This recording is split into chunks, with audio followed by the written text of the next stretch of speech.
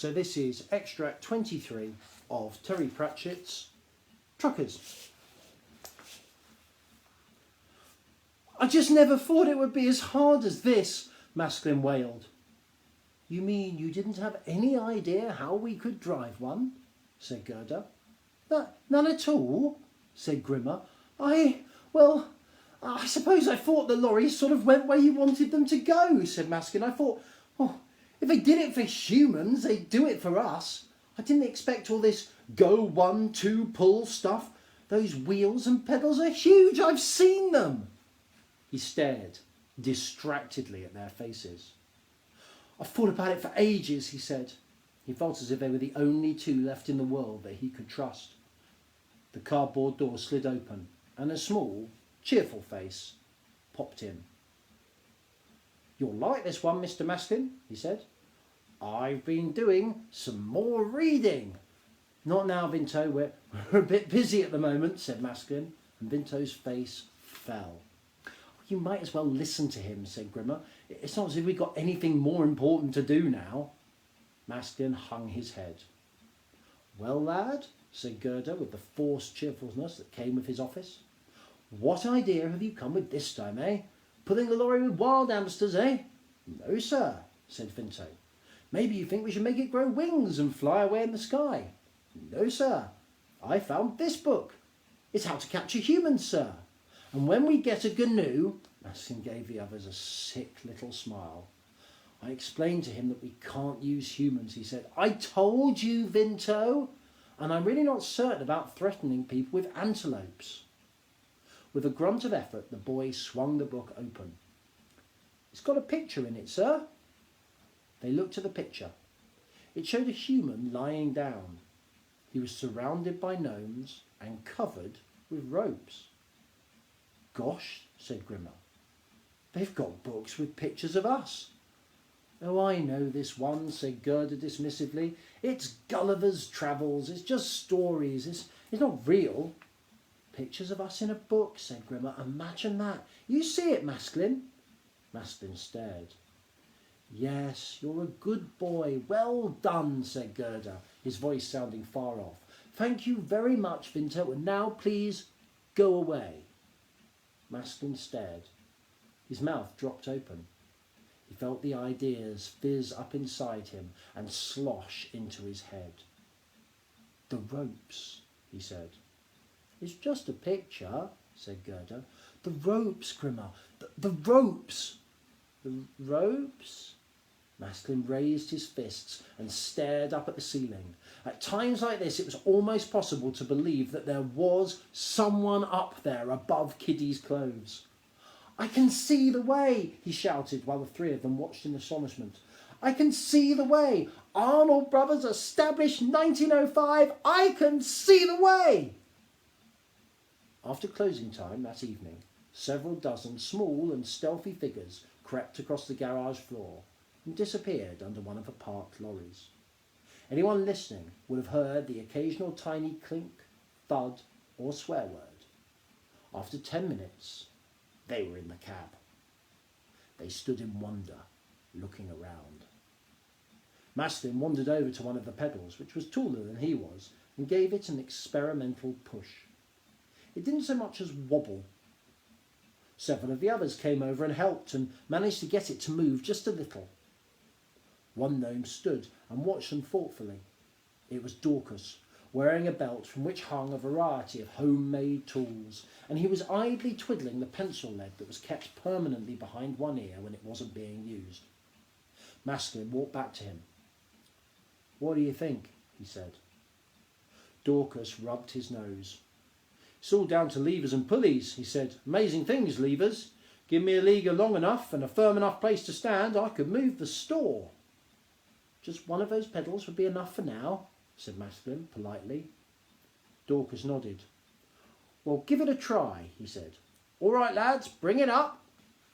A length of wood carried all the way down from the home handyman department was gnome-handled into the cab. Dorcas ambled around, measuring distances with a piece of thread, and finally had them wedge one end into a crack in the metal floor. 4 gnomes lined up at the other end and hauled the wood across until it was resting on the lever. Right, lads, said Dorcas again. They pushed down. The pedal went all the way to the floor. There was a rugged cheer. How did you do that? Said Masklin. Well, that's levers for you, said Dorcas. Okie dokie. He looked around, scratching his chin. So I need 3 levers. He looked up at the great circle of the steering wheel. You got any ideas about that? He said. I thought ropes, said Masklin. How do you mean?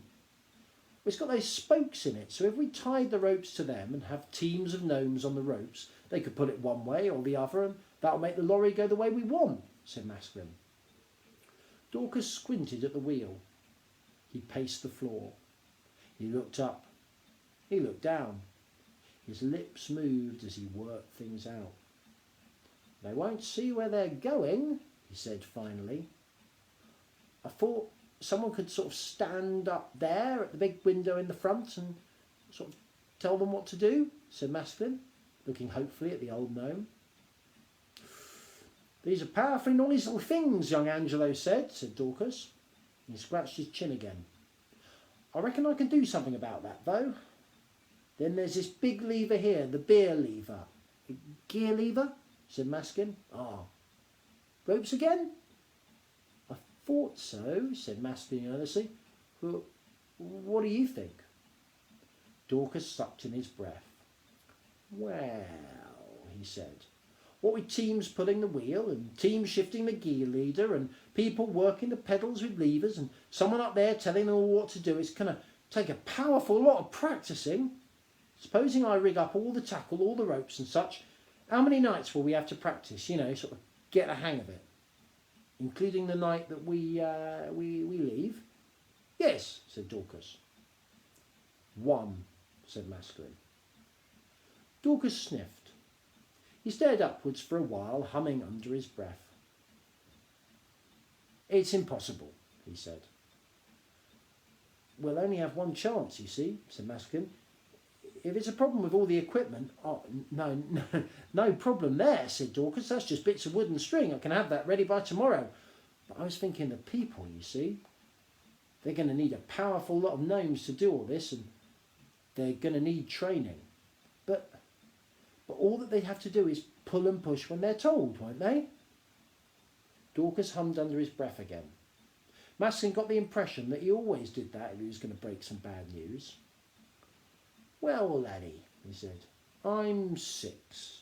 I've seen a lot of people, and I've got to tell you, if you lined up 10 gnomes and shouted, pull, 4 of them would push, and 2 of them would say, pardon. That's how people are, it's just gnomish nature. He grinned at Masklin's crestfallen expression. What you ought to do, he said, is find us a little lorry to practice on. Masklin nodded gloomily. And, said Dorcas, have you thought again about how you're going to get everyone on? 2,000 gnomes, mind, plus all the stuff we're taking. You can't have old grannies and little babies shinning up ropes or crawling through holes, can you? Masklin shook his head.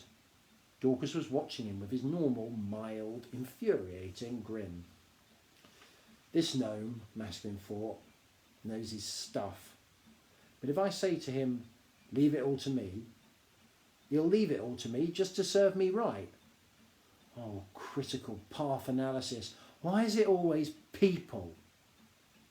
Have you got any ideas, he said. I really would appreciate your help. Dorcas gave him a long, thoughtful look and then patted him on the shoulder. I've been looking round this place, he said. Maybe there is a way we can practice and solve the other problem. You come down here again tomorrow night and we'll see, shall we? Masklin nodded. The trouble was, he thought, as he walked back, that there weren't enough people. A lot of the ironmongery were helping, and some of the other departments and quite a few young gnomes were sneaking off to help because it was all exciting and unusual. As far as the rest of them were concerned, though, life was going on as normal. In fact, the store was, if anything, busier than usual. Of all the family heads, only the Count seemed at all willing to take any sort of interest, and Masklin suspected that even he didn't really think the store was going to end. It just meant that the ironmongery could learn to read, and it annoyed the haberdashery, which amused the Count. Even Gerda didn't seem as sure as he had been. Masklin went to his box and slept, and woke up an hour later. The terror had started.